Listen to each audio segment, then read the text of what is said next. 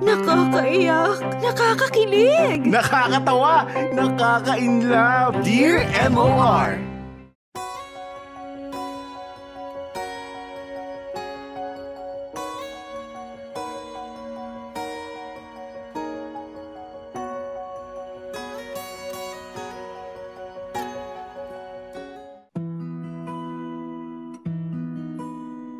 Dear MOR, magandang tanghali sa inyo, Popoy at Bea. Pero mas maganda pa po ako sa tanghali, kung tutuusin. Pero charot lang yun. Magandang tanghali rin po sa super duper daming avid listeners ng inyong programa na kagaya ko. Ako nga po pala si Paul, 30 years old at nagtatrabaho sa isang BPO company dito sa Manila. Yes po, I'm a loud and proud gay. Masayahin ang tingin sa akin ng karamihan ng mga kaopisina ko. Palabiro po kasi talaga ako, ang sabi nila. Palagi ko raw pong binubuhay ang opisina sa tuwing nagjo-joke ako. Pero ang totoo niyan, deep inside, kapag mag-isa na lamang ako, ay may lungkot akong nadarama. Pareho na kasing hiwalay ang mga magulang ko at may kanya-kanya na silang pamilya at pareho na silang nakatira sa magkaibang bansa. Wala rin ako gaanong ka-close sa mga relatives ko dito sa Pilipinas. Kaya pwede nyo na pong masabi na wala na akong pamilya kung tutuusin. At mas lumalala ang lungkot ko kapag sumasapit ang araw ng Pasko. Mula kasi na magkahiwalay ang mga magulang ko, Popoy at Bea, nung high school ako, ay hindi na kami kumpleto kung mag-celebrate ng Pasko. Nung bagong hiwalay ang mga magulang ko ay nakikiselebrate ako ng Pasko kung sino man sa kanila ang mag-imbita sa akin. Pero dahil nga may kanya-kanya na silang mga pamilya, pakiramdam ko ay saling pusa lang ako kapag nakikisama ako sa pamilya nila na mag-celebrate ng Kapaskuhan. Kaya nang medyo nag-mature na ako, ay tinatanggihan ko na lamang ang mga imbitasyon nila. Hanggang sa hindi ko na lang sineselebrate ang Pasko. Dahil nalulungkot lang ako. At kahit nga 30 na ako, nakakaramdam pa rin ako minsan ng inggit kapag may nakikita ako sa mall na masaya at kumpletong pamilya. Kaya minsan kahit Christmas party sa opisina ay hindi ako pumupunta. Ewan ko ba? Basta talaga sumasapit ang panahon ng Kapaskuhan, nalulungkot ako ng bigla. Nawawala ang pagiging jolly ko kahit na jolliest season dapat ang Pasko. Anyway, enough drama na nga tayo. Ito na po ang exciting part, Popoy at Bea. May boyfriend po ako sa opisina. Nate ang pangalan niya. Masasabi kong swerte ako sa kanya dahil bukod sa gwapo siya, ay mabait pa. At ramdam ko na mahal ako ni Nate.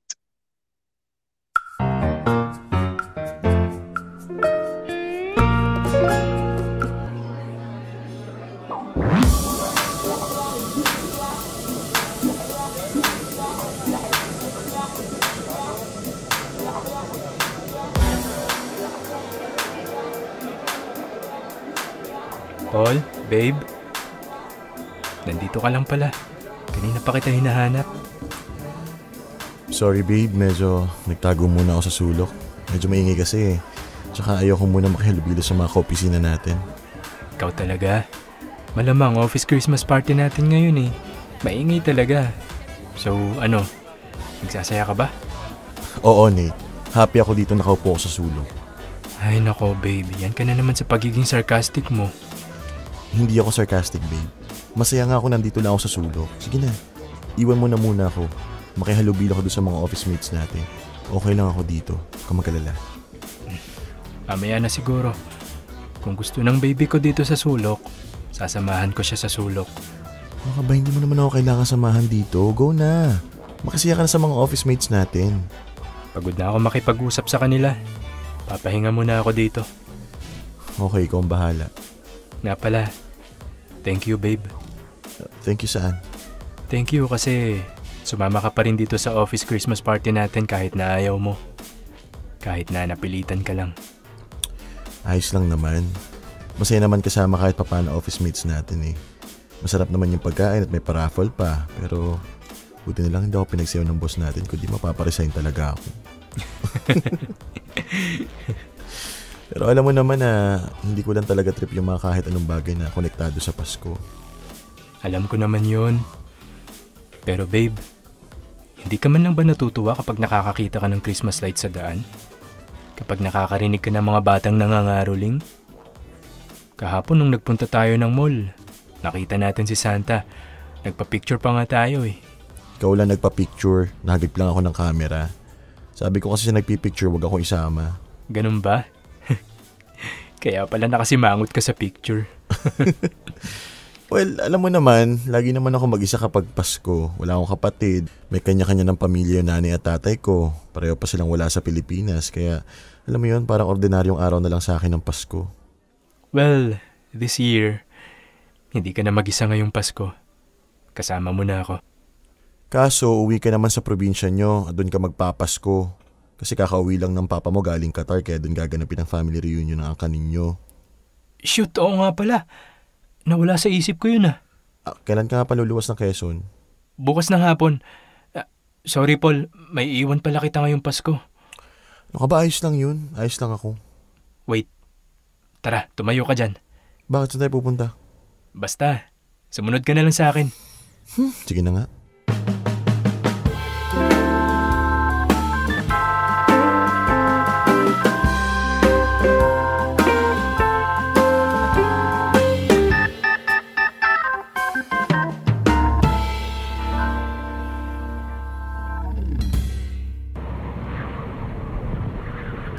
Babe, anong ginagawa natin dito sa rooftop? Nakikita mo ba yung view? Anong view? Ayan, yung view sa malayo. Diba ang daming ilaw? Karamihan ng mga bahay at building may mga parol. May malaking Christmas tree pa nga dun sa gitna ng park oh.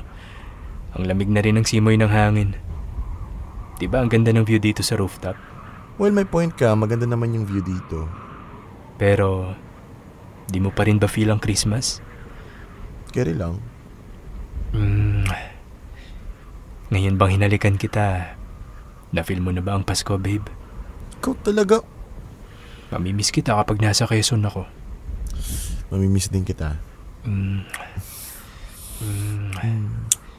Wait, teka. Bakit? What if sumama ka sa akin? Saan? Bukas, sa Quezon. Doon ka na rin mag-celebrate ng Pasko. Please, babe. Para naman di ka mag-isa ngayong Pasko at magkasama tayo sa Pasko. Okay lang ba sa family mo? Oo, okay lang yun. Ang motto ng family namin, the more, the more, the merrier. Tsaka, malay mo, may enjoy mo na rin ang Pasko kapag nag-celebrate ka kasama ang pamilya ko. So, ano? Huwag mo na pag-isipan, Paul. Tara na, sumama ka na. Sa isang kondisyon. Ano yun? Kiss mo ulit ako. Ayan na, namimihasa siya oh. Hindi ka naman mabiro. O sige na, sasama na ako. Talaga ba? Yes! Total, gusto ko rin naman makilala yung pamilya mo eh. At sigurado ako na gusto ko rin nilang makilala. At babe, alam mo ba kung anong magandang gawin dito sa rooftop? Ano? Eh di sumigaw. Ano naman gusto mong isigaw? I love you, Bebe Paul! Nate, ano ba? Tumigil ka nga. Baka marinig ka na iba natin ka-opisina sa baba. Eh ano ngayon kung marinig nila? Ayun nga ang point kaya ako sumisigaw eh. Tsaka, proud lang akong ipagmalaki sa buong mundo na ikaw ang mundo ko. Alam mo, corny mo. Kaya mo nga ako minahal, di ba? Dahil sa kakornihan ko. Ikaw kaya nagsabi nun. Oo na, sige na. Babe, thank you. Thank you at sasama ka sa akin ngayong Pasko. Hindi na magiging malamig ang Pasko ko ngayong taon. Kasi may kayakap na ako pagkagising ko sa araw ng Pasko. Thank you rin kasi kahit di ako masyadong on board sa Pasko dahil nga wala naman akong pamilya, masasabi ko pa rin na ikaw ang greatest Christmas gift na natanggap ko. Ever. Ang tamis naman nun. Halika nga dito. ibibigay ko na yung kanina mo pa nire-request na kiss.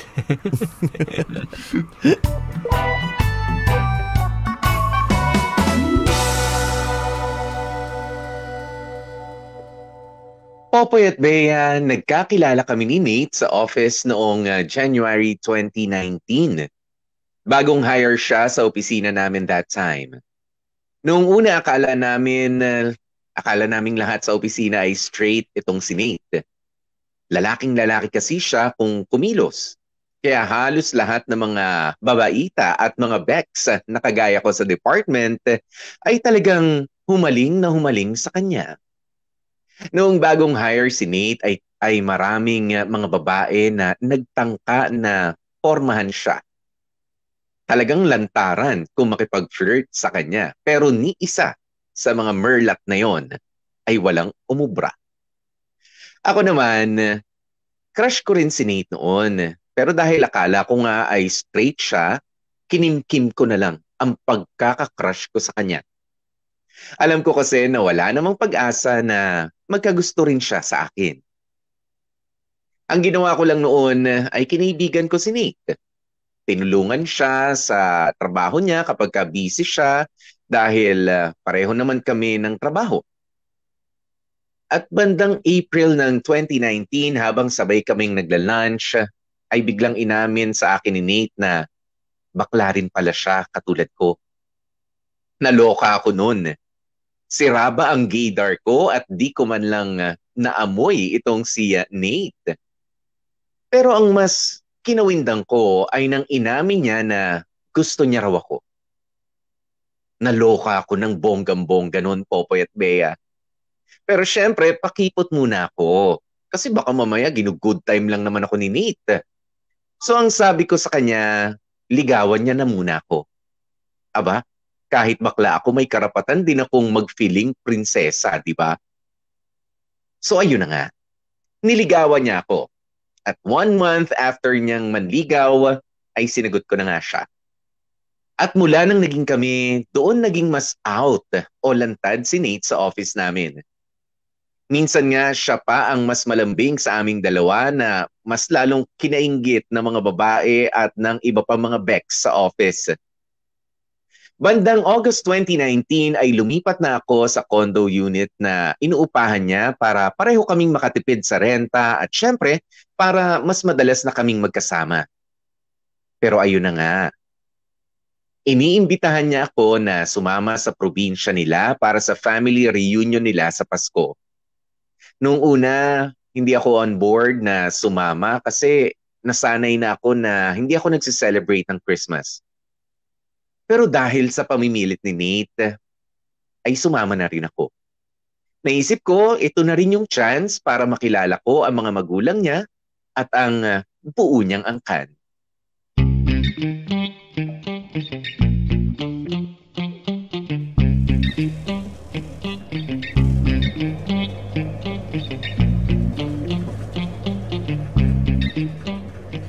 Babe, alam mo ba, excited na ako. Ganun ba? Wala lang, kasi grabe hindi ako makapaniwala na mamimit ko na hindi lang yung family mo, pati buong angkan mo. Oo nga eh. Wala, hindi kasi ako makapaniwala na after so many years, may makakasama na ako mag-celebrate ng Pasko. Teka, ilang oras pa na yung biyahe papunta sa Quezon? Ha? Anong sabi mo? Nate, kanina ko pa napapansin, parang balisa ka. May problema ba? Okay. Paul, may kailangan kang malaman. Pinapakaba mo naman ako eh. Sorry pero may kailangan akong sabihin sa'yo bago tayo makarating ng bahay namin sa Quezon. Ano yun? Naalala mo last month, yung binanggit ko sa'yo na tinawagan ko si Mama at sinabi ko sa kanya yung tungkol sa atin? Tapos group call namin si Papa nun sa Qatar at sabay namin sinabi sa kanya ni Mamang tungkol sa relasyon natin. Oo, sabi mo, masaya sila para sa atin. Well, medyo nagsinungaling ako sa'yo, babe. Hindi sila masaya para sa atin? Mas malala. Hindi nila alam yung tungkol sa atin. Ano? Hindi ko pa nasasabi sa kanila yung tungkol sa atin. Babe naman, bakit naman ganun?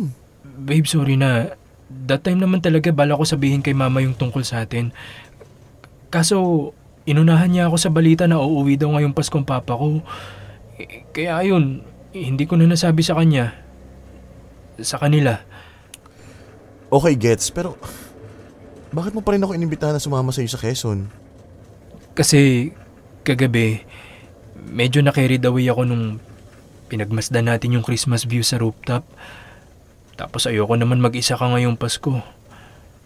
Tsaka, mahal kita kaya gusto ko magkaroon ka ng best Christmas this year.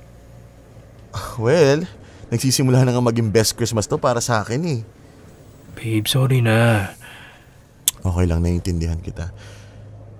So, anong pakilala mo sa akin? Sabi ko, kaopisina kita. Hindi ba sila magtataka kung bakit nagdala ka ng kaopisina? Hindi. Kasi sinabi ko kay mama na hiwalay na parents mo at pareho silang nasa ibang bansa na may kanya-kanyang pamilya.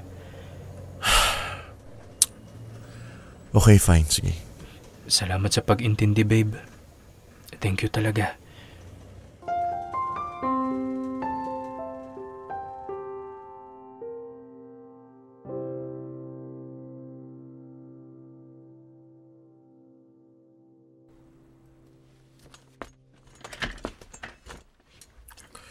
Kinakabahan tuloy ako.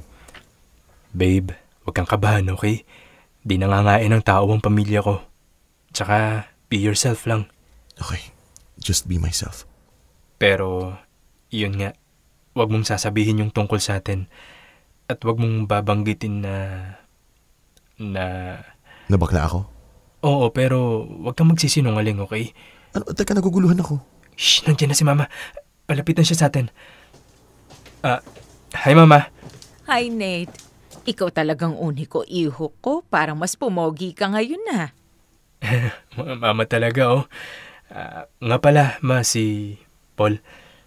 Hello po, tita. Mano po pala. Kaawaan ka ng Diyos, iho. Tara, pasok na tayo. Kanina pa naghihintay ang papa mo sa loob. Tara, Paul. Pasok ka. Nga pala, Paul.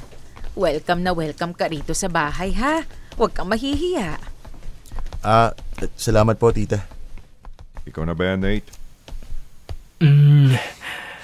Papa, namiss ko po kayo. Namiss din kita, anak. Nga pala, yung pasalubong ko, may ako na ibibigay, ha? Okay pa. Papa, si Paul nga po pala, boyfriend ko. Boyfriend? Ano po, Boyfriend po. Ibig sabihin, kaibigang lalaki. Ano po tawagan namin ni Nate. Inside joke po namin. Inside joke? Kwan, yung joke na kami lang po yung nagkakaintindihan. Basta, mahabang kwento po dito eh.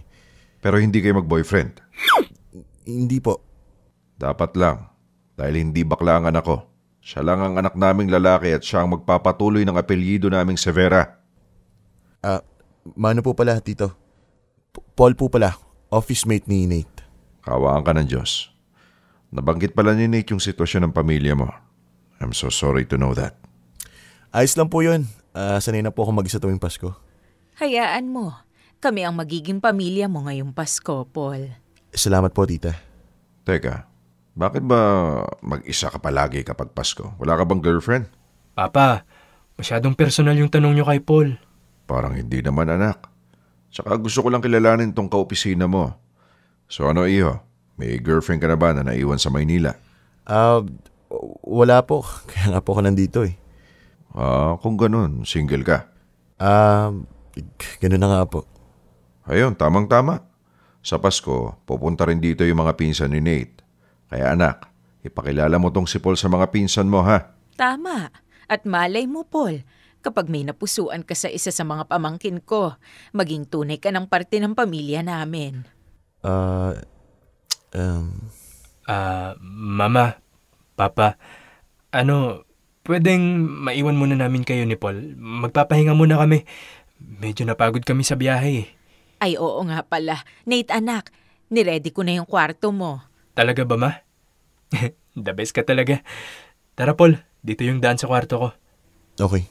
Teka, Nate, Paul. Bakit, ma? May sariling kwarto si Paul. Doon siya sa guest room matutulog. Ano? Di ba para sa mga kamag-anak natin yung sa darating na Pasko? Hayaan mo. Madalas naman sila rito at maiintindihan nila yon. Pwede sila sa sala, pero bagong bisita natin si Paul kaya sa kanya ang guest room. Ano po, tita? Tito, okay lang po na magkasama kami ni Nate sa isang kwarto. Ayoko naman po makabala sa iba niyo pong bisita. Hindi ka abala, iho. Huwag kang mag-alala. Saka parehong malaki ang katawan niyo ni Nate, kaya hindi kayo magkakasya sa isang kama. Pwede naman po ako sa sahig. Oo nga ma. Alam ko may airbed pa ako dito eh. Ay nako, hindi. Sa guest room matutulog si Paul. Ano ka ba namang klaseng host, Nate? Sa sahig mo papatulugin yung bisita. Ikaw talaga? O siya, sumunod ka sa akin, Paul, at ihahatid kita sa magiging kwarto mo. Okay po, tita.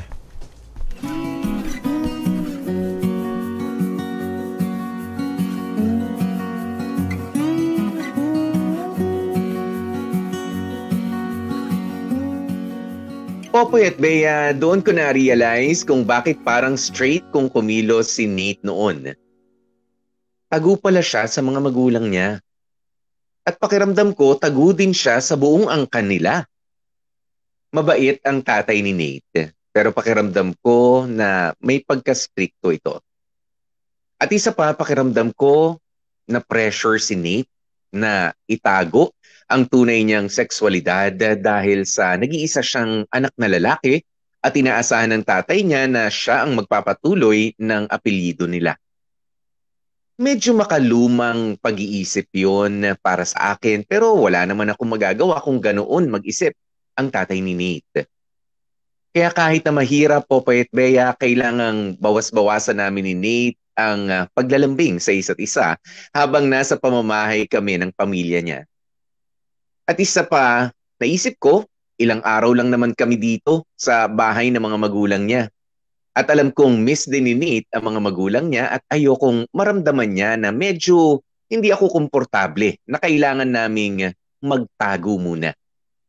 Kakayanin kong magtiis para hindi mabuko si Nate.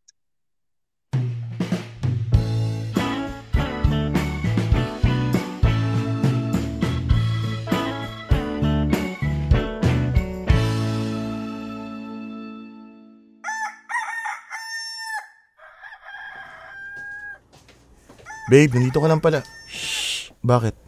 Huwag mo akong tawaging babe. Baka marinig ka ni na mama at papa. Ay, oo nga pala, sorry. Bakit pala gising ka na? Ang aga pa ah. Ginising ako ng mama mo eh. Atin daw tayo ng Misa de Gallo mamayang 5 a.m. Ha? Si mama talaga oh. Sabi ko huwag ka nagisingin kasi di ka naman nagsisimba eh. Sorry ah. Ayos lang naman. Kumusta pala tulog mo? Well, hindi ako sanay.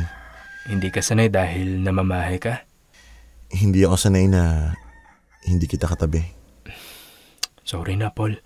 Di ko naman kasi akalain na paghihiwalayan pa tayo ni na mama. Pero hayaan mo, pag nakapuslit ako mamayang gabi, tatabihan kita.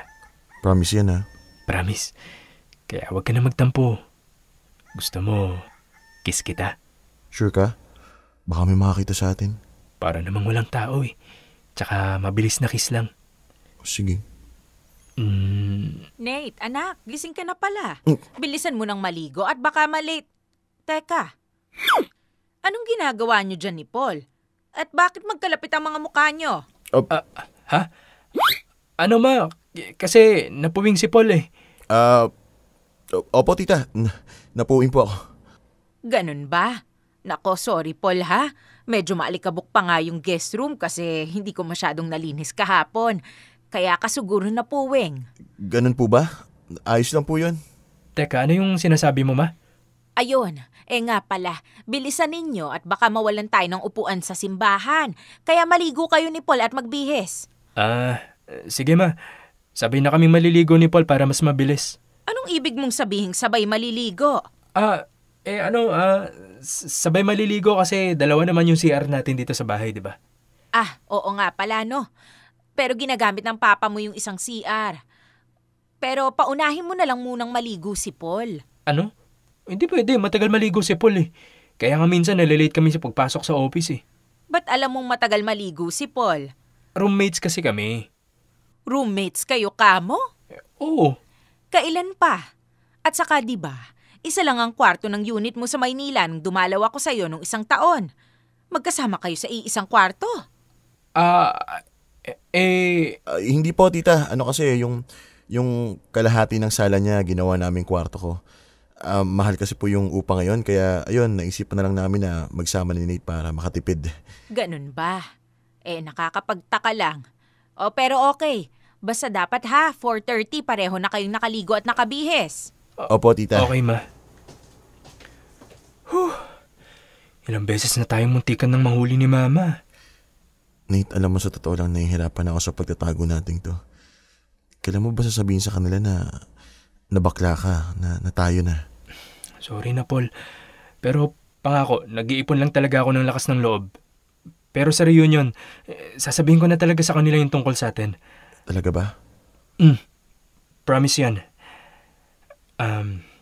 Siya, mauna ka na raw maligo, sabi ni Mama. Bilisan mo lang, ha. Baka abutin ka na naman ng siyam-siyam. Baka gusto mo sumabay na. Wala naman yung mama mo. Loko ka talaga.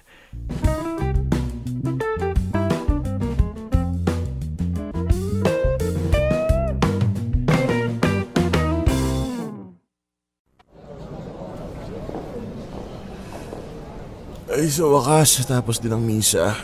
Antok ako. Alam mo kung ano magandang pampagising? Kiss mo? Well, oo. Sana kung hindi natin kasama parents ko. Pero may isa pang magandang pampagising. Tara, magkape tayo at kumain ng bibingka. Okay, pwede na rin yun. Sige, paalam lang ako kay na Mama at Papa. Ma, Pa, kain lang kami ni Paul ng bibingka dito sa tabi, ah. Okay, sige. Kausapin lang din namin si Father saglit. Tara na, Paul.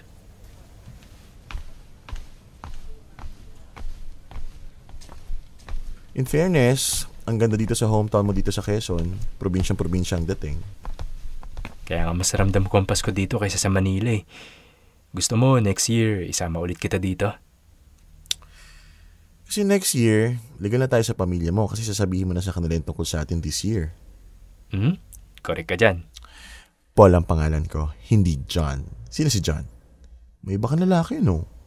So ikaw na nagiging corny ngayon, hindi na ako. Well, namana lang ako sa'yo sa pagiging corny. Tara na nga, kumain na lang tayo ng bibingka. Pero mas mukhang type kong kainin ng puto bongbong. Nate? Nate, ikaw ba yan? Ellie? Ako nga. Kumusta ka na? Ayos lang. Di ko alam na nandito ka rin pala. Kailan ka pa umuwi ng Pilipinas? Last month lang. Okay. Dito ka na ba magsisettle? Tingin ko, oo. Naisip ko kasi na kulang ang doktor dito sa bayan natin at plano kong magtayo ng private practice dito para kahit papano makatulong. Uy, wow. Ayos yan.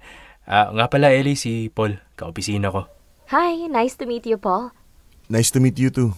Ellie, andito ka pala. Tita, kumusta na po? Ayos lang ako, Iha. Ellie! Tito, hello po. Di ko alam na nandito rin pala kayo. Kamusta po ang Qatar? Ayos lang, Iha. Ikaw ba? Tapos mo na ba yung pag-aaral mo ng medisina sa Singapore? Opo, Tito. At sinasabi ko nga po kay Nate na baka magtayo ako ng clinic dito sa bayan natin. Oh, that's good, Iha. So, dito ka natitira sa atin? Opo. That's good. So, kung ganun, naisip ko na baka, alam mo na, magkabalikan kayo ng uniko iho ko. Mama! Tita talaga, oh. Nga pala, Ellie, may family reunion kami bukas. Baka gusto mong bumisita sa amin. Isama mo na yung mga magulang mo. Pati yung kuya mo na si Eric. For sure, gusto ka rin makita ng mga pinsan ni Nate. Naalala ko, close ka sa kanila nung magkasintahan pa kayo ng anak ko. Sure, Tito. Nate, bakit hindi mo hingi ng number ni Ellie? Para ma-text mo siya o matawagan tungkol sa reunion. O baka nakasave pa rin yung number niya sa'yo. I-message ko na lang siya sa Facebook, ma. Okay. Siya, ipasyal ko lang muna si Paul. Tsaka di pa kami nakakain ng bibingka eh. Iwan muna namin kayo. Sige. Okay. Antayin ko message mo, Nate. Okay, sige. Alis muna kami ni Paul, ah. So hindi mo nasabi sa akin nagka-girlfriend ka pala. At doktor pa pala siya ngayon. Wow, accomplished sa buhay. Paul, hindi ko na nasabi sa'yo yun. Tingin ko naman di na yun importante. At mukhang mahal na mahal siya ng buong angkan nyo Pero Paul, ikaw naman ang mahal ko. Kaya wala kang dapat ikaselos, okay? Sige na nga.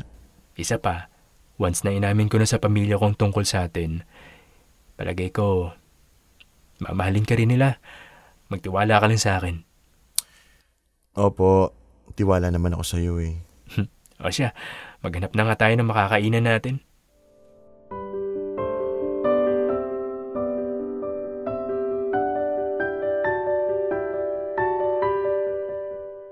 Popoy at Bea, pinanghawakan ko ang sinabi ni Nate na aminin na niya ang tungkol sa amin pag sumapit ang family reunion nila. Kasi ayoko mang maramdaman, pero mula nang dumating kami sa probinsya nila sa Quezon, para bang nakaramdam na ako ng pagdududa sa pagmamahal ni Nate sa akin. Dati kasi siya pa ang mas showy sa opisina sa amin ng kanyang pagiging malambing. Ngayon naman, tago kung tago talaga kami o pigil kung pigil kung gusto naming lambingin ang isa't isa. Sa opisina, proud na proud siyang ipakita sa lahat na ako ang boyfriend niya. Pero ngayon, sa bahay ng mga magulang niya, kahit mag-holding hands kami, bawal. Tapos malalaman ko pa na may naging girlfriend pala siya na maganda at may narating talaga sa buhay.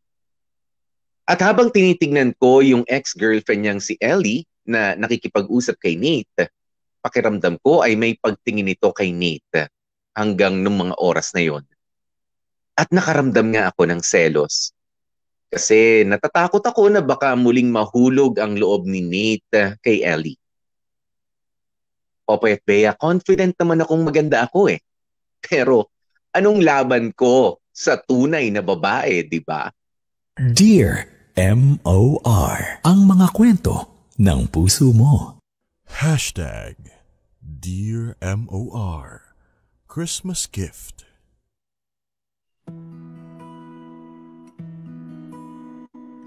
Popoy at Bea, pinilit kong hindi ipakita kay Nate ang nararamdaman kong pagdududa sa pagmamahal niya para sa akin. Pinilit kong ipakita na ayos lang sa akin ang lahat kahit na hirap ako sa sitwasyon na magtago sa mga magulang niya. Sa kondo kasi namin sa Manila, malaya kaming maglambingan.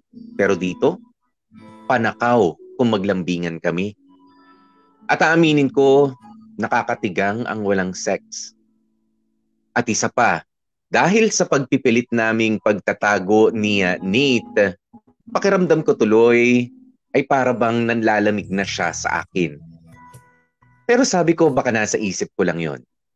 Kaya pinilit kong paliwalain ang mga pagdududa. Sumapit na nga ang family reunion nila. At gaya ng hinala ko, tago si Paul sa buong angkan niya.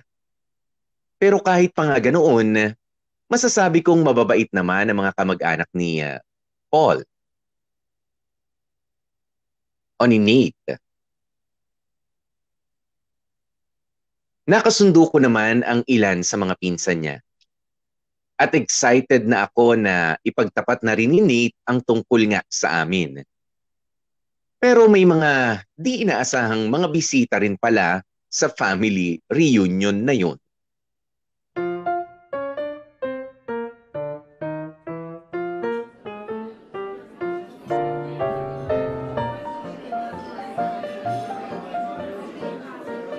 Ang laki pala talaga ng angkan nyo, no? Well, Ang dami din ng mga pinsan mo, tsaka mukhang close na close ka sa kanila. sabay-sabay kasi kami lumaki dito sa Quezon ng mga bata pa kami. Ayos. Masaya siguro maraming pinsan, no? Sinabi mo pa. Pero kahit ba isa sa mga pinsan mo alam na hindi ka straight? Shh, Paul. Baka may makarinig sa'yo. Sorry. Well, walang nakakaalam, okay? Sabi ko naman sa'yo, walang nakakaalam sa pamilya ko Pero mamaya diba sasabihin mo na sa kanila yung tungkol sa atin, diba? Tignan na lang natin kung anong mangyayari, okay? Okay. Nate, andito ka lang pala. Kanina pa kita hinahanap. Nandito na si Ellie, oh. Hi, Nate. Hi. Di mo man lang siya sinalubong sa gate? Chinat ka raw niya pero hindi mo raw siya na-replyan. Sorry na ma, pa. Nabisi lang. Alam nyo, pakiramdam ko marami kayong dapat pag-usapan. Hali kayo sa mesa. Ellie, alam kong paborito mo ang carbonara na lagi kong niluluto. Si tita talaga. Naaalala niyo pa rin pala yon? Siyempre naman, hindi ko malilimutan ang paborito ng girlfriend ng anak ko. Este, dating girlfriend. Pero hindi pa naman siguro huli ang lahat para, alam nyo na. Ma. O siya, halina kayong dalawa. Paul, okay lang naman siguro na maiwan ka muna ni Nate dito mag-isa, no? Makibanding ka muna sa mga pinsan niya. Si Valerie yung nakapula. Hi, Paul! Pakiramdam ko tipo ka nun eh. Ba't di mo lapitan? Malay mo, baka mamayang gabi. Sige po, Tito. O siya, maiwan ka muna namin, ha? Balikan kita mamaya, Paul. Sorry. Ayos lang.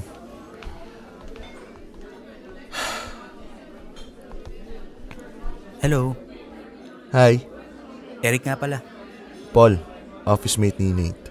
Oo, narinig ko kanina binanggit nila pangalan mo. Isa ka ba sa mga pinsan ni Nate?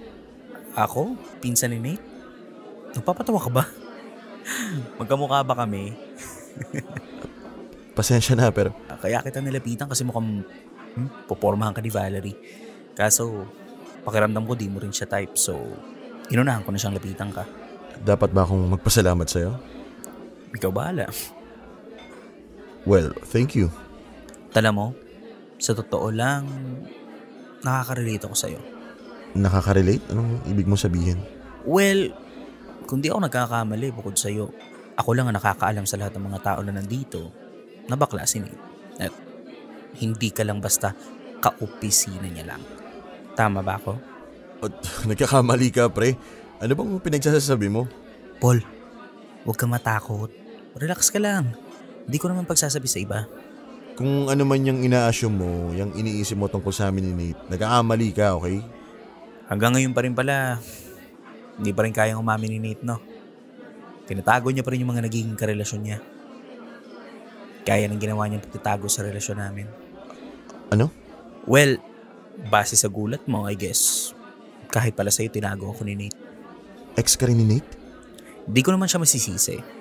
Bakit nga naman niya ikikwento sa boyfriend niya ngayon ng ex-boyfriend niya, di ba? Pero well, ex ko rin si Nate, Paul. Pero obviously, walang nakakaalam sa naging relasyon namin.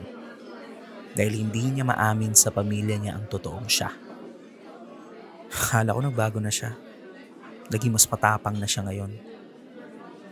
Hindi pa pala. Kailan naging kayo?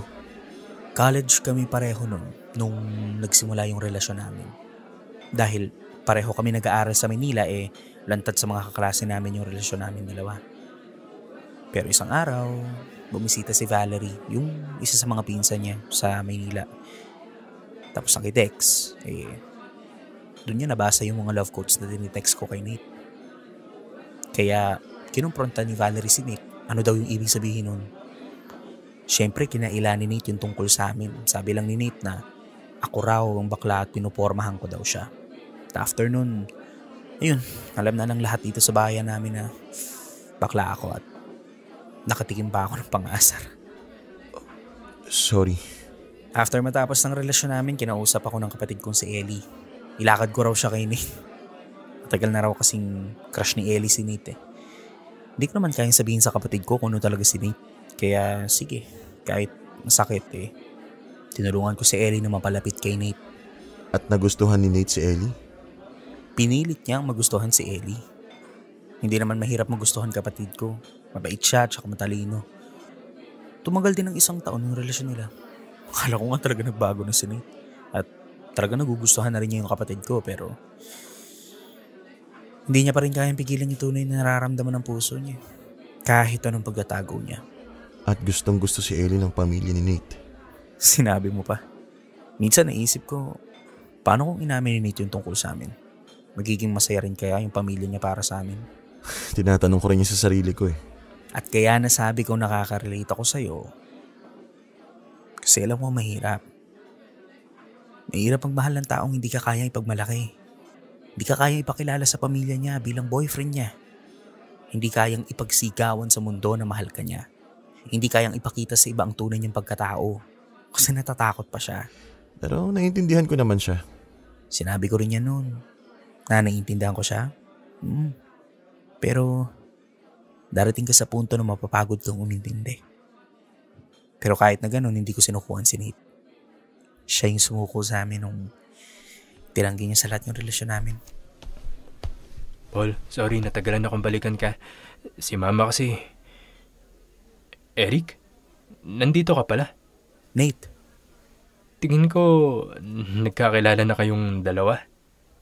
Oo. Well, naiwan ko na muna kayong dalawa. Nice seeing you again, Nate. At Paul, nice meeting you.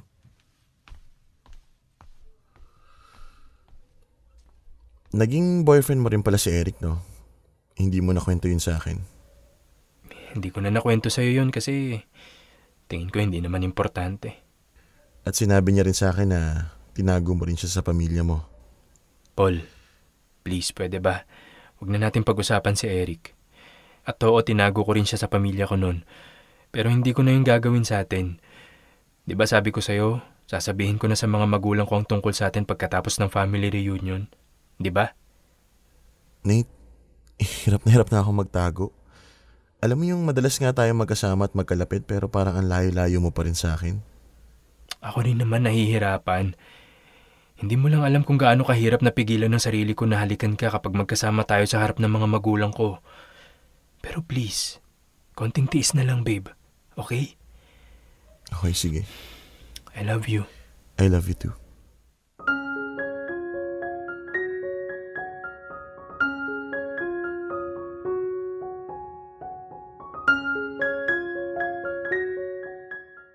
Popoy at Bea, ilang araw matapos ang family reunion pero di pa rin binabanggit ni Nate sa mga magulang niya ang tungkol sa amin. Tapos napansin ko na napapadalas din ang pagdalaw ng ex-girlfriend niyang si Ellie sa bahay at ang kanilang paglabas-labas at pamamasyal kasama pa nga ang mga magulang ni Nate. At madalas na hindi na kami magsama. Mas nakakasama ko pa nga ang chismosang pinsan ni Nate na si Valerie na naisipang magstay kina Nate dahil wala raw itong pasok sa opisina. Kahit medyo alangan ako sa pagporma sa akin ni Valerie ay hinahayaan ko na lamang siya. Ayoko namang aminin sa kanya na bakla ako dahil baka paghinalaan niya rin si Nate. Akala ko mas magiging malapit kami ni Nate sa isa't isa kapag sumama ako sa probinsya nila. Pero kabaliktaran ang nangyayari. Mas nabawasan pa ang oras na magkasama kami. Kaya mas lalong tumindi ang selos at pagdududa ko sa boyfriend kong si Nate. Hanggang sa hindi ko na nga kaya at umapaw na ang selos at pagdududa na nararamdaman ko.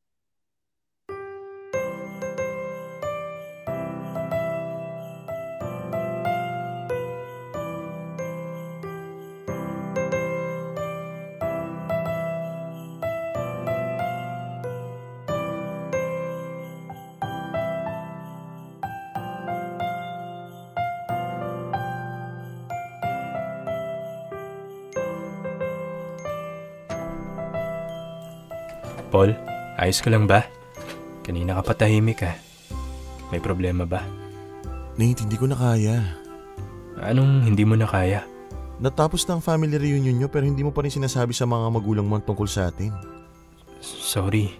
Nakita mo naman na after reunion, busy pa rin dito sa bahay eh. Sinasamahan ko sina mama at papa na bisitahin yung mga kamag-anak namin na di nakapunta ng reunion. At kailan kasama si Ellie? Dahil nga napalapit na siya sa pamilya namin. Ay na nga eh. Dahil umaasa pa rin sila na ikakasal kayong dalawa. Hanggang kailan ka ba magpapanggap, Nate? Please, Paul. Bigyan mo lang ako ng panahon. Promise. Sasabihin ko rin sa kanila yung tungkol sa atin. Alam mo, Nate, pagod na ako. Pagod na ako maniwala sa mga pangako mo. Pagod na ako magtago pa. Pagod na ako. Alam mo namang mahirap din sa akin to, di ba? Kaya nga, para hindi ka na mahirapan pa, mabuti pa, umalis na lang ako dito. Ano? Huwag mo naman gawin yan. Merry Christmas na lang sa inyo. Pakisabi na lang din sa mga magulang mo, Merry Christmas. Mag-enjoy ka sana kasama ang pamilya mo. Mag-enjoy ka kasama si Ellie. Mukhang nagugustuhan mo na siya ulit eh. Ano? Hindi ko gusto si Ellie, okay? Ikaw ang gusto ko, ikaw ang mahal ko. Palagi kayo magkasama ni Ellie. Lagi mo siyang ine-entertain kapag bumibisita siya dito. Dahil kaibigan ko pa rin siya kahit papano. Ikaw nga nung reunion, lagi kayo magkausap ni Eric eh. Ano yun? Anong kinalaman ni Eric dito? Nangyayari lahat to dahil sa'yo, Nate. Dahil sa hindi mo pagsasabi sa mga magulang mo ng tungkol sa atin. Hindi naman kasi yun ganun kadali. Hindi mo ba alam kung gaano kasakit na yung taong mahal ko ay pilit na tinatago ako? Hindi kita tinatago, Paul. Tinatago ko ang sarili ko, okay? Buong buhay ko lagi sa akin sinasabi ni Papa na ako lang yung nag-iisa niyang anak na lalaki. Na ako yung magpapatuloy ng apelido namin. At inaasahan niya na makasal ako para mabigyan ko siya. Sila ni Mama, ng apo. Alam ko hindi tama yun, pero mga magulang ko sila. At natatakot ako na kapag sinabi ko sa kanila kung ano talaga ako, kung sino talaga ako, baka itakwil na nila ako. At kapag hindi ko naman sinabi sa kanila yung tungkol sa atin, ikaw naman yung mawawala sa akin. Ayokong iwan mo ako. Ayoko. Paul, ayoko. Sorry na, babe. Sorry. Huwag mo kong iwan, please. Please, babe. Huwag kang mag-alala. Hindi kita iiwan. Pangako. Huwag kang mawawala, please. Hindi. Pangako. Nate? Paul? Valerie, anong ginagawa mo dito? Sinasabi ko na nga ba? Noon pa lang ramdam ko na. Pero sabi ko baka mali naman ako. Valerie, please. Huwag mo namang ipagsabi lalo na kila Mama at Papa. Please, nakikiusap ako sa'yo. At kaya pala, kahit anong pagpapakyut ko kay Paul, waipe kasi lalaki din pala yung gusto niya. At ang lalaking yon ay ikaw pala, Insan. Valerie, please. Ano gusto mong gawin ko para manahimik ka? Lahat gagawin ko. At hula ko. Magkarelasyon din kayo ni Eric dati. Dininay mo lang siya nung nahuli ko kayo sa text. Valerie, pwede ba? Please, nagmamakaawa ako sa'yo. Anong nangyayari rito, ha? Hanggang salas, rinig ang ingay nyo. Nag-away ba kayo magpinsan, ha? Bakit po hindi ang anak niyo ang tanungin niyo? Tito, tita. Ano bang pinag-aawayan nyo, ha? Bisperas ng Pasko ay nagsisigawan kayo. Nate, gusto mo ba ako magsabit nga na tito, tita? Wag! Please! Ano sasabihin? Valerie, ano yon, ha? Tito, tita, etong uniko iho niyo pong si Nate ay isang bakla. Ano? At itong si Paul ang boyfriend niya. Nakita ko sila naghahalikan dito kanina. Nate, anak, totoo ba yun, ha? Papa, nagsisinungaling siya. Hindi po totoo yan. Sinong paniniwalaan nyo? Itong pamangkin nyo o ako na anak nyo? Paul, Bakit po, tita?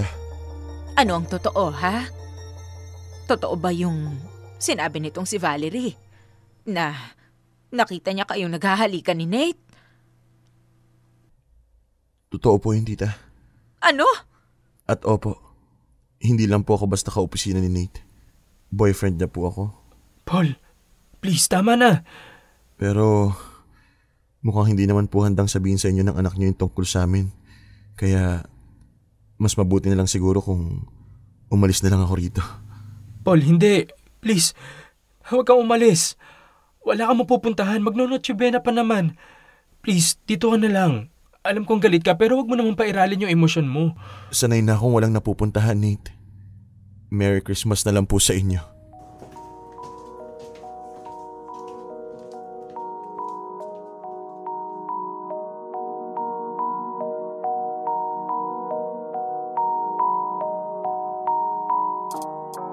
Popoy at Bea, nung magkasama pa ang mga magulang ko, favorite holiday ko ang Pasko.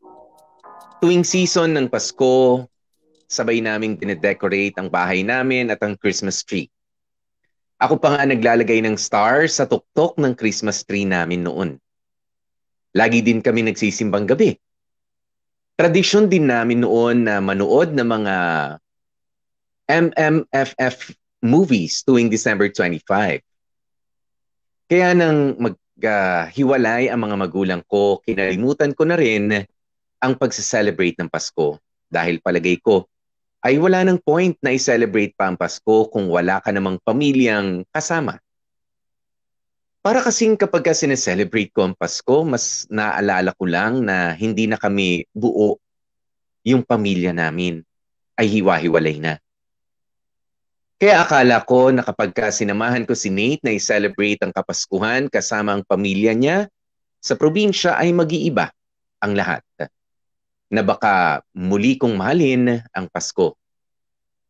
Pero Pasko rin pala ang sisira sa relasyon namin. Christmas Eve noon nang mag-walk out ako sa bahay ng mga magulang ni Nate. Sinubukan kong bumili ng ticket ng bus pabalik ng Maynila pero wala raw bumabiyahe ng ganung oras dahil Noche Buena na. Kinaumagahan ang susunod pang biyahe ng bus. At dahil wala nga akong mapuntahan, umupo na lamang ako sa isang park at hindi ko napigilan ang umiyak.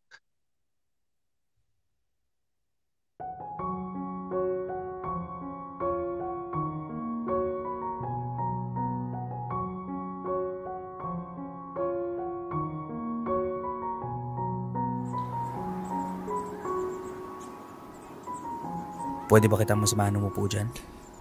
Eric, anong ginagawa mo dito? Papunta sana ako sa simbahan para sa midnight mass pero nakita kita rito na nag-iisa. Ba't di mo kasama si Nate? Teka.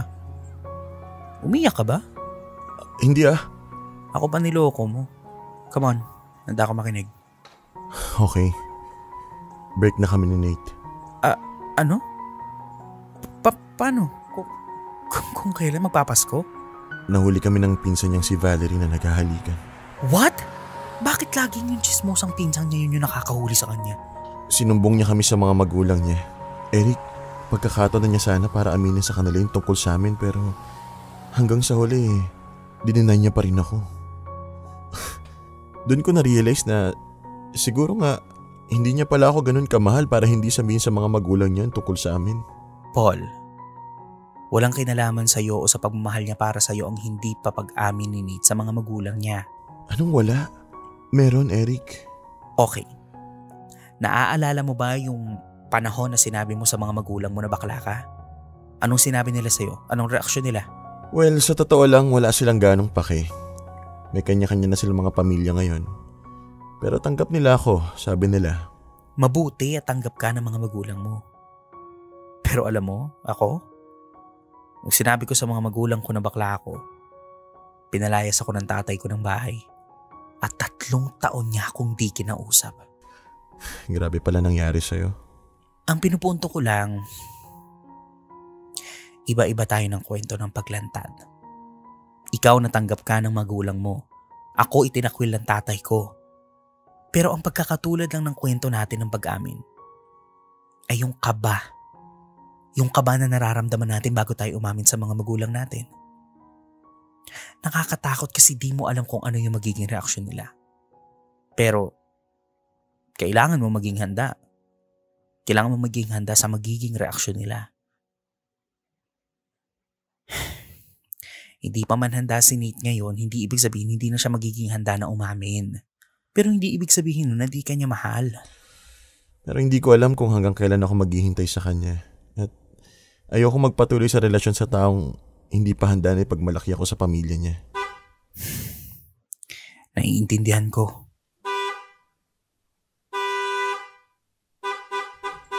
Teka, sino ba yung busina na yun? Paul! Nate? Paano mo nalamang nandito ako? Tinext ako ni Eric na nandito ka raw. Ano? Paano? Tinext ko si Nate bago kita nilipitan. Nagtaka kasi ako bakit ka mag-isa dito sa park ng oras ng gabi at umiiyak pa. Kaya, yun, tinext ko siya. O siya, naiwan ko muna kayo. Mukhang marami pa kayo dapat pag-usapan.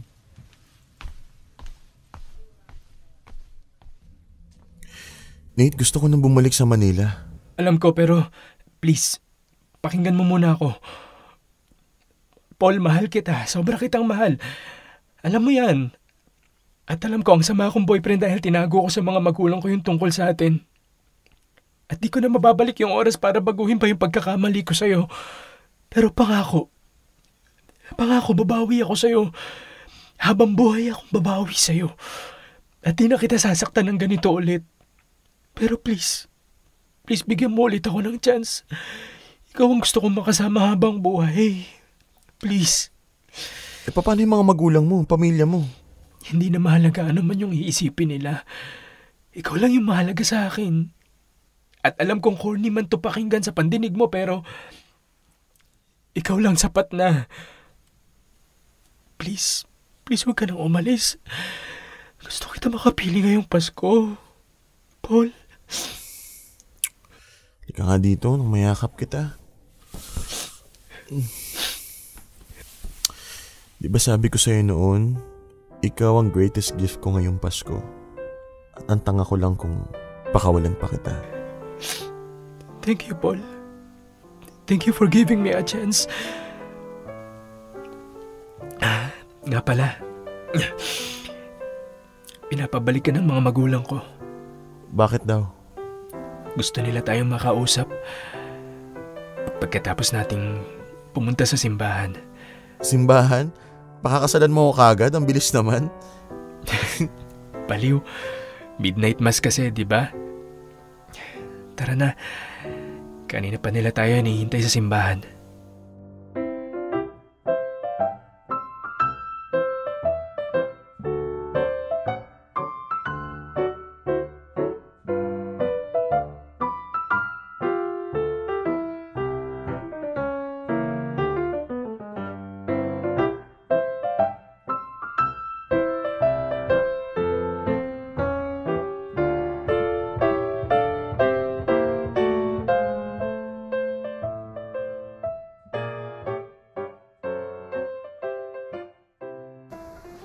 The Lord be with you. And with your spirit. May Almighty God bless you all, the Father, and the Son, and the Holy Spirit. Amen. Our celebration is ended. Go in peace. Thanks be to God.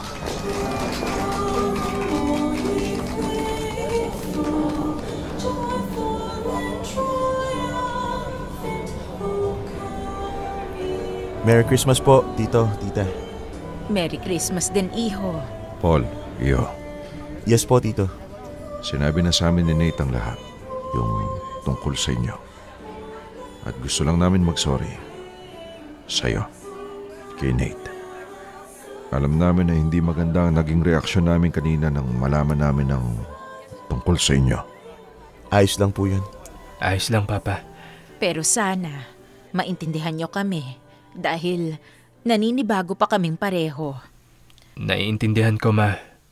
Pero kahit naninibago kayo, sana malaman nyo na hindi naman ako nagbago. Anak nyo pa rin naman ako. Anak nyo na mahal kayo. Alam namin, Nate. At pasensya na kasi kami pala ang dahilan bakit natatakot kang umamin. Natatakot ka na baka itakwil ka namin. Hindi man namin lubos maintindihan sa ngayon. Pero tatanggapin ka namin, maging sino ka pa. At mahal ka namin, anak. Mahal ko rin po kayo, Mama. Papa.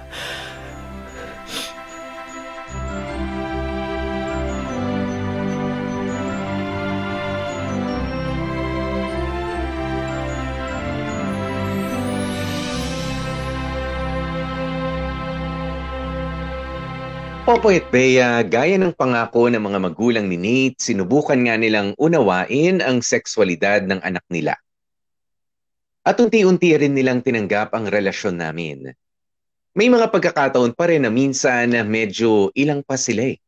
Pero iniintindi na lang namin sila Bago pa kasi sa konsepto nila ang parehong lalaki na magkarelasyon at hindi pa rin mawala sa isipan nila na straight ang anak nila.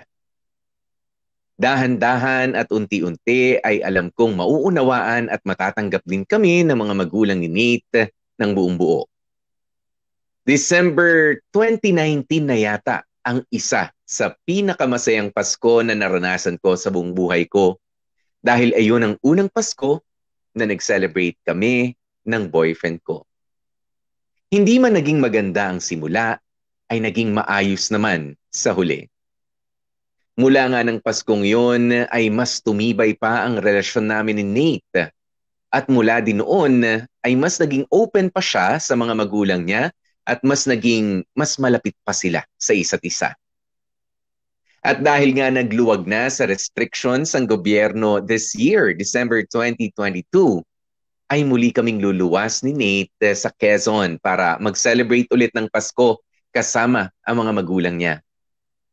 At sa bawat Pasko na nagdataan, kahit marami man akong regalo na natatanggap, ang boyfriend kong si Nate pa rin ang may tuturing kong greatest Christmas gift dahil sa pagmamahal na ibinibigay niya sa akin. Hanggang dito na lamang ang liham ko, Popoy at Bea. Maraming salamat sa pagtatampok ng aking kwento sa inyong programa. At binabati ko po kayo at ang lahat ng mga listeners na katulad ko ng Merry Christmas at Happy New Year. Lubos na gumagalang, Paul. Dear M.O.R. Ang mga kwento ng puso mo. Dear M.O.R. Christmas Gift.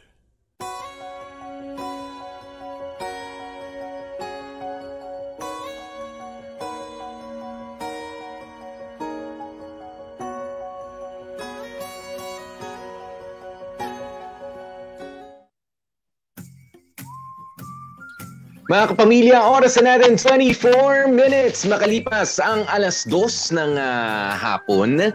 At yan ang hapon, no? Ang pagtatapos, kala ko talagang mapapauwin, maghahanap ng ticket, makikisabay na lang. Itong si Paul, ano? Yan, pabalik dito sa Maynila.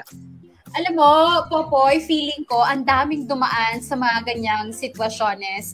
Hindi kailangan saktong-sakto na aamin na dahil bakla or part ng LGBTQ. Although feeling ko marami din yung dumaan sa ganyan na. Yeah. Yung parang pinagplanuhan na sa Pasko, finally, o kaya amin na ako ng aking tunay na pagkatao at isasama ko yung taong talagang mahal ko. Pero feeling ko madami din yung nakaranas na yung buong taon nilang iniisip, teka, kailan ko ba aaminin ang isang bagay sa magulang ko, sa family ko? Kailan ko ba sasabihin ang isang bagay na pinagsisinungalingan ko? Or ang tawag dito, yung nagpapanggap lang akong ganito or ganyan. And for some reason, no, mga kabarkada po, for some reason, Christmas is like parang siya yung nakikinita natin or natatarget natin na perfect time to come out, to come clean with whatever issue or problem that we have. Kasi may talaga may dalang parang nakakaengganyo yung Pasko. Kasi you feel like it's the time na you have to be kind, you have to be true, and you have to be real. And parang feeling mo, safe ka kapag Pasko ka umamin. Kasi Kasi may pwedeng suhol na regalo. Kasi gano'n. Parang feeling mo, meron kasi sentimental value yung Pasko, Popoy, di ba? Parang siyang eto na yung pagkakataon na magsasama-sama kami. And feeling mo, the Christmas will back you up. kung sakaling, alam mo yon maging medyo maging awkward, ganyan. Oo, kasi andun yung palaging iniisip natin na Pasko naman, it's time for giving. Forgiving or forgiving. For forgiving. Diba? Yung pagtanggap, pagpapatawad, at yun nga, pagbibigay ng blessing dun sa isang tao, or paghingi din ng blessing mula sa isang particular na tao. Gaya nito ni Nate. Paul and Nate. Paul tsaka ni Nate. alam mo, sa totoo lang, naiintindihan ko din si Nate Popoy, no? Madaming magsasabi dyan na, naku, hindi mo naman pala kayang panindigan, nagjowa ka pa, ganyan. Yeah. Kasi mga kamarkada, iba-iba tayo na pinalakiang pamilya, di ba? Katulad ni Eric, sobrang, halimbawa, unahin natin si Paul, natanggap siya, di ba? It wasn't as hard as yung kay Eric, na kinwento ni Eric na tinakwil siya nung umamin siya, nakakla siya. Napahiya. Diba? Hindi kinausap ng maraming taon. Imagine how hard that is. Lalo na siguro si Nate. Na hindi niya sigurado kung papaano magre-react yung magulang niya, lalo na uniko iho pa siya. So, the pressure is there to keep the legacy, the apelido, the lahi, to keep it going. Diba? Ang daming ganyan po. Meron akong dalawa actually na kaibigan ng bakla na ang pressure sa kanila is hirap na hirap. Sabi-sabi. Kasi nga, nasa kanila yung susunod na henerasyon.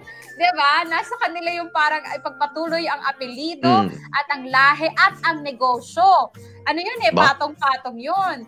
So, kapag umamin siya, di ba, syempre hindi na siya makakapag-asawa ng babae dahil hindi niya trip ang babae. So, hindi kakalat ang apelido, hindi kakalat ang lahi, at natatakot din siya na hindi na niya mamamana yung negosyo kasi baka nga itakwil siya in everything. Yeah. So, intindihin natin mga kamarkada, kapag ang isang tao ay takot na umamin sa magulang. Kasi may mga dahilan. Diba? In short, meron mga dahilan dyan. Pero, ito lang, maiba tayo ng bahagya. Ayan, dahil nga sa, baka akala nyo naman, limited lamang itong ating kwento sa LGBTQIA+ community.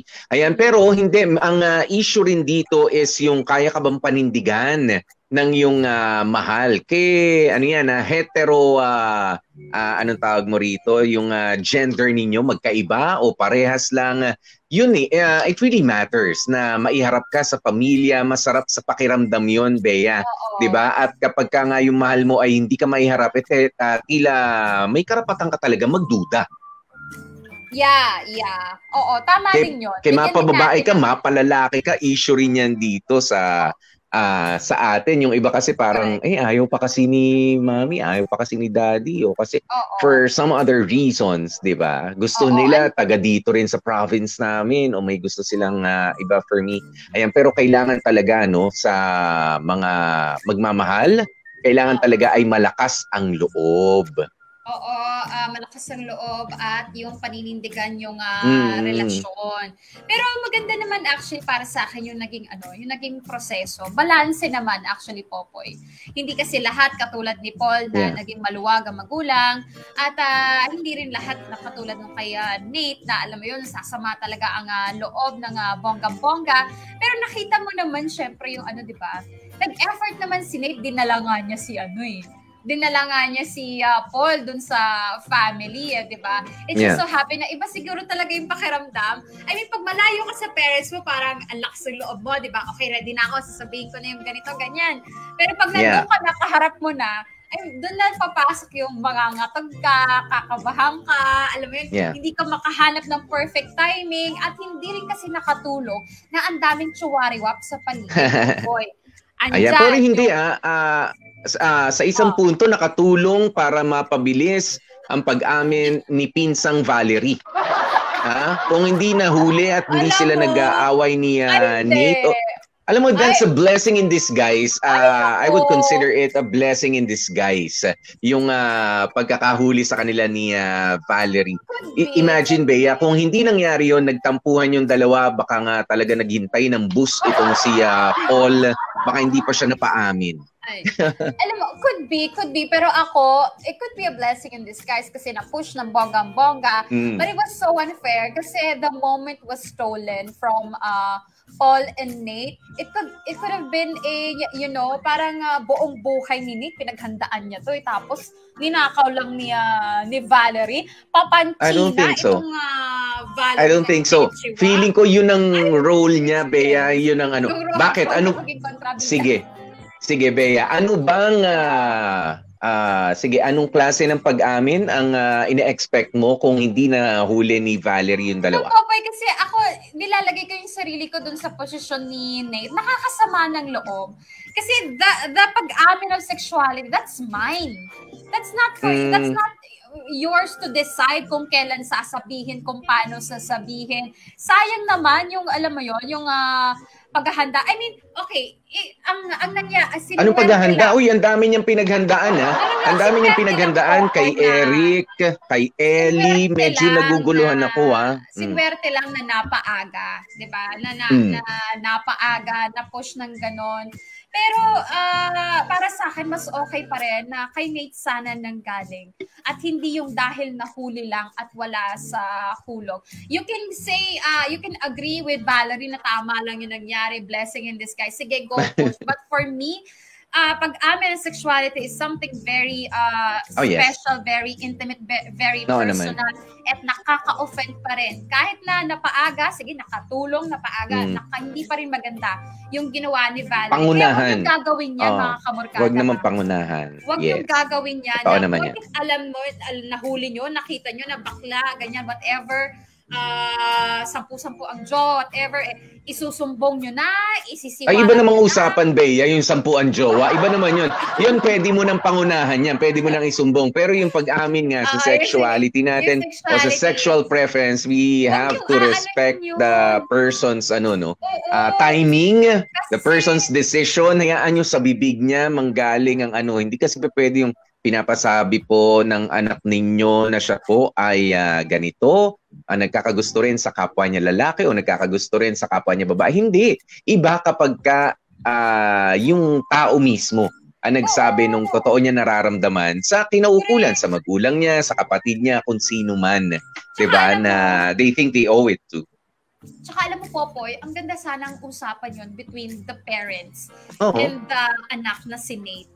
So, alam mo yon, it could have been a family, a close family matter. Pero sumingit itong si Valerie na, by the way, ako pala nag-boses. Bakit ako umayos? Kaya lalo ko nayamot eh. Kaya lalo ka siguro nayamot. Iinis eh. Ayoko na mga ganun, Bea. Huwag kang tatanggap ng ganung role kaya nagbumukha kang kontrabida dito sa Dear Pero aminin natin, pero aminin nga natin, no, Bea, sa isang parte, kumbaga parang nakatulong pa siya.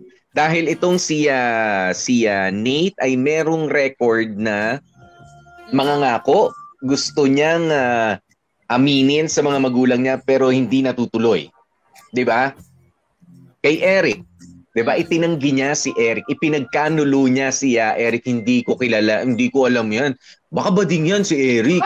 'Di ba nung nahuli rin sila ni Valerie? 'Di ba ganoon ang ginawa niya? Kumbaga merong trend na na-break nang dahil sa, sabihin na natin, pagiging tactless nitong si Valerie. Yan. At least, alam mo yun, kailangan mo ng extra tapang. Hindi, ito talaga, harapin mo na. Diba? Ganun naman yung nangyari kay Nate. Harapin mo na. Ipresenta na natin yung problema kina tito, kila tita. Kailangan na nilang malaman.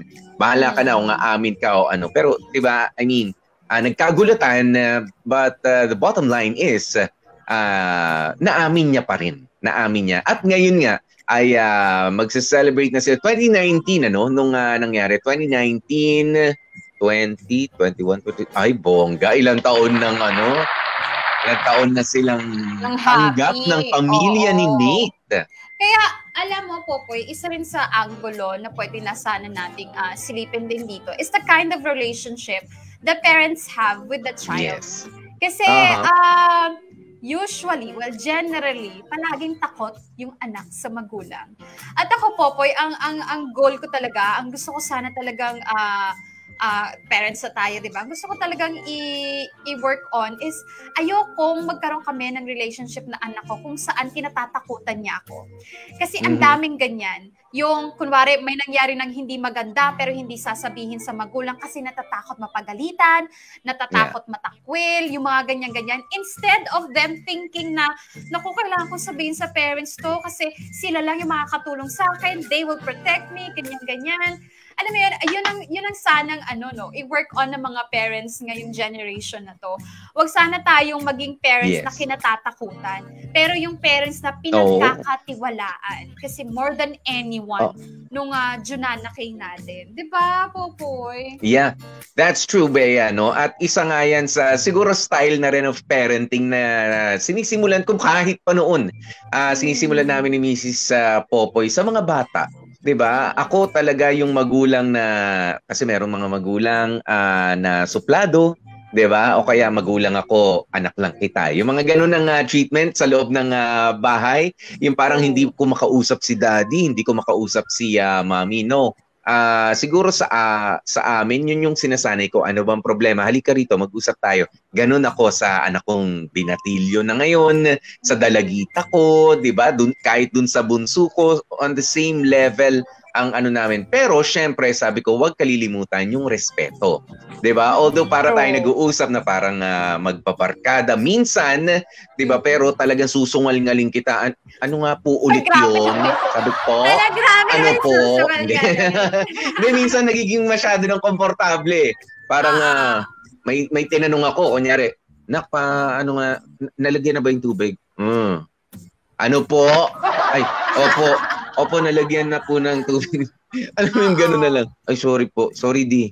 Correct. May nakakaalala. Alam mo yan. Pero tama yun, Popoy, no? Kasi ang madalas nangyayari, kapag may nakitang ginawang hindi maganda yung bata, yung galit agad, wala man lang magiging ng explanation. Hampas ulit salita, tinuktukan na. Tinuktukan. Diba?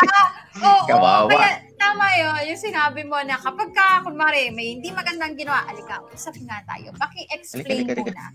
What went wrong? I-welcome Why natin did you do yan. that? Ganyan. Instead of, ginawa mo yun, halika dito, pasok ka sa ganito, kukulong kita ganyan, sa sako, mga ganyan. Uy, bawal na yan ngayon. Bawal na yan ngayon. Medyo mas entitled na nga itong mga younger generation ngayon sa protection, Ay nako, feeling ko nga yung iba parang masyado nilang na-abuse. Dito sa Pilipinas, nako, meron na rin, Bea, mga reklamador, matatapang na rin. Pero do not overuse, do not abuse, okay? Yung naman ninyo, yung karapatan na ibinibigay sa inyo bilang mga bata. Sa mga bata nakikinig sa atin ngayon, ang mga magulang ay hindi sila perpekto. 'Di ba? That's what I'm trying to tell you. 'Di ba? Sasabihin na namin hindi perpekto ang mga magulang ninyo, may mga pagkakamali sila. Ngayon, kapag pinagsabihan kayo pero sasabihin nyo, ikaw nga ganito, ikaw nga ganun, mommy, daddy. No. 'Di ba? You don't have that right pa rin. Para sa akin, ha? 'Di ba? Kumbaga pagkakamali ko 'yun at alam mo na mali 'yun. 'Di ba? Bakit gagayahin mo pa kung nasa tamang pag-iisip ka? 'Di ba? Kaya wag kayo masyadong entitled yung mga kabataan ngayon. Pagka napagsabihan lang, sabihin inabuso. 'Di ba? Kapag ka na alam mo yung nakapitan lang dito na wag kang makulit. Ay, sinaktan ako. Wag. Okay, ganun. Oo, tama. Maganda pa rin yung may disiplina pa rin tayo. Kasi alam mo, ito hindi sa pag-aano yung mga kids sa ibang bansa, sa western, ganyan, ang dami doon, napaka-spoiled brat, napakasasama ng ugali sa mga tanders kasi hindi na disiplina dahil nga na-abuse yung kanilang right as children. I mean, ginawa yung right na yon para doon sa talagang naaabuso mga bata. Pero parang for some reason, alam mo yon, hindi na nakontrol, parang lahat But na lang the law applies to all. Oo, applies to all, ganyan. Kaya alam mo, natutuwa ako, Popoy, dun sa bata pa rin yun I have, yung Asian parents. Pag Asian, nako, hindi ka makakatagal sa Asian parents. Kasi, ay, nako. Mas disiplinado tayo. And we have to be thankful, Diba? At lalong magpasalamat tayo kung maunawain. Diba? Katulad ng mga parents ni Nate. Diba? Ako naniniwala, Bea, kahit anong pag-uusap, basta maayos na pakikipag-usap sa mga magulang mo, yun nga, pag-amin sa iyong gender preference, sa sexual preference mo, or sa pagkabuntis mo pa lang Diba? Sa pagka nakabuntis ka rin, di ba? Akala mo bubugbugin ka, akala ano, pero hindi. Ipepresenta lang talaga ng mga magulang sa'yo, ano bang, alam ko, hindi mo napaghandaan, ano nang gagawin natin? 'Di ba may mga akala mo, sasaktan ka, pero at the end of the day, sila pa rin yung mga magulang na tutulungan ka. 'Di ba? Kung nasa tama silang pag-iisip din, 'di ba? Magagalit saglit, pero ang mga Pilipino hindi matitiis. 'Di ba? Ang kanilang mga anak. Kaya sana ngayong Paskong ito ay lalo pang gumaan at maging mas maluwang ang pagsasama-sama ninyong mga pamilya sa mga lalo na sa mga may problemang katulad nila Paul, nila Nate, 'di ba, na mayroong mga kailangang aminin, ayan sa inyong mga magulang o mga kapatid, kapamilya. Oo. Ayan. Sana pinaghahandaan 'yan. Oo, sana bago matapos ang 2022, ikaw ay malaya na sa kung ano mang nagpapaano sa'yo, nagkukulong sa'yo emotionally and mentally. Free yourself from whatever that is. So, we wish kung meron kang matinding kalungkutan na nararamdaman at hindi alam ito ng pamilya mo, tell them. 'Di ba? Ngayon, magbabakasyon ng ilan, 'di ba? Magpapahinga lamang sa bahay. Ano ba naman yung mag-heart-to-heart talk kayo ni nanay? Mag-heart-to-heart talk kayo ni tatay? Yung mga ganyan. It doesn't necessarily mean na napakalaking problema ang sasabihin mo kung ano yung nagpapabigat ngayon. Mag-usap kayo. Diba? Para maging makahulugan talaga ang Paskong papasok ngayong 2022. At syempre mga kapamilya, oras na po natin, 2:43 na. Thank you, Paul. Thank you, Paul, sa iyong sulat. Marami na inspire dito. Maraming salamat din sa mga nagka-comment. At syempre, hindi pa po kami magpapaalam dahil ang mga gumanap sa ating kwento ngayon ay nandito. Akala ko kung anong mangyayari. Ba't di ba tayo papaalam? Ayun, maraming salamat sa mga nagsipaganap. #DearMOR Christmas gift. Paul, Dan Kaposyon tayo dyan. Nate, Wiley Alagap. Si Tatay Jug Kamat, si Nanay Jamie Rubio. Si Eric, yung ex si Chan Palma yan. Si Ellie, Cindy Bacena. Yung Valerie, wala akong pakialam dyan.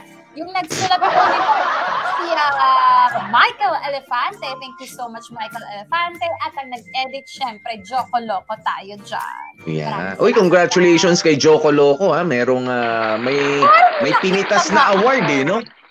May pinitas na award si Joko Loco. Tatahitahimik ka dyan. May P-pop award ka, Joko Loco Congratulations. P-pop awards, Ayan, P-pop awards.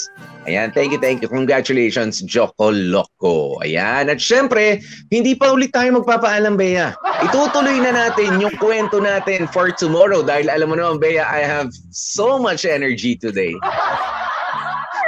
I know. Eto ang patikim-tim ng ating story for tomorrow. Asa na ba yan? Ngayong Biyernes sa Dear MOR. Nako, wag mo munang isipin yon. Mag-focus ka muna ngayon na makatapos on time. Yun ang mas mahalaga. Sisiguraduhin ko na sa susunod na Pasko, mas marami na dito yung handa natin. Dear MOR. Handa. Ay, usapang handaan Ay, Diyos ko, paborito ko yan. Gusto ko yan. Gusto ko naman bukas. Okay. Ay, nako. Basta, ang importante po dyan ay sana maging handa kayo bukas. Yan sa ating kwentong matutunghayan na naman. Nakasama nyo nga po kami. Ako po si DJ PDJ Popoy. That's my Guapopoy. And of course, Gorgeous Bea Foz. Yan, at ang lagi namin paalaala, stay safe, stay healthy, at kahit ano nga po mangyari, mga ka-family, please, stay happy.